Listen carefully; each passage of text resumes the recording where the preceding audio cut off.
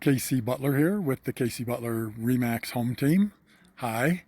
It is September, and September ushers in my favorite season of the year, fall. I love it.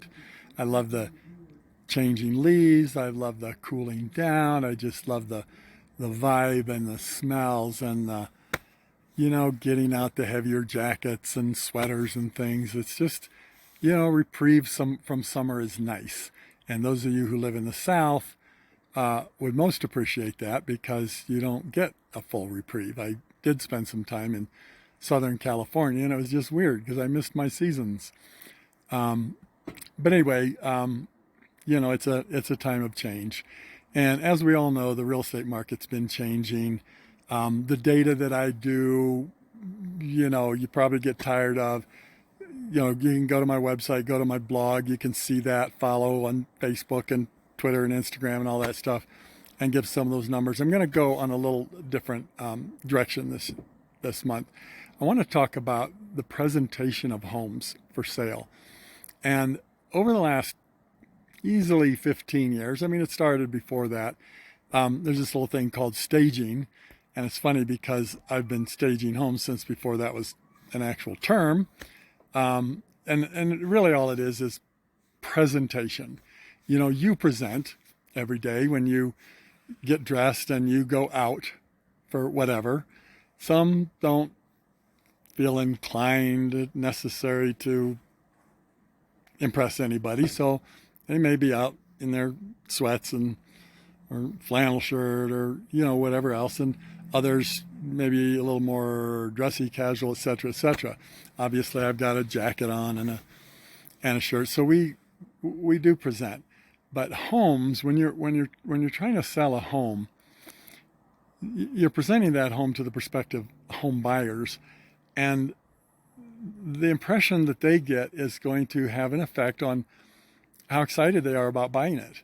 And how excited they are about buying it will have an effect on how much they're willing to pay and how much they're willing to overlook when it comes to inspection on a home that's a number of years old, etc.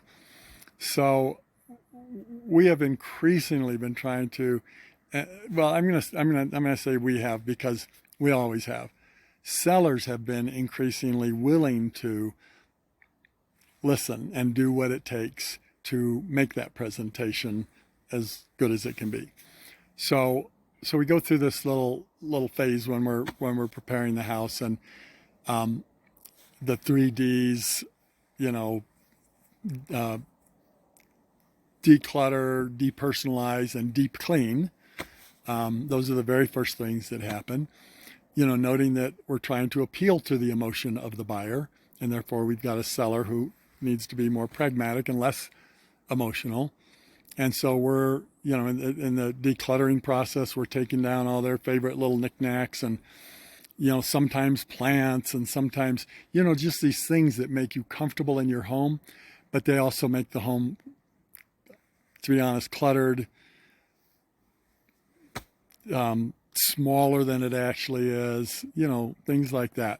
So the decluttering we do with that, and then the depersonalizing is even harder for some folks because here's where I'm saying take your family photos off the wall, take religious relic things that are around and put those away, and college certificates, whatever that talks about you who is selling the house.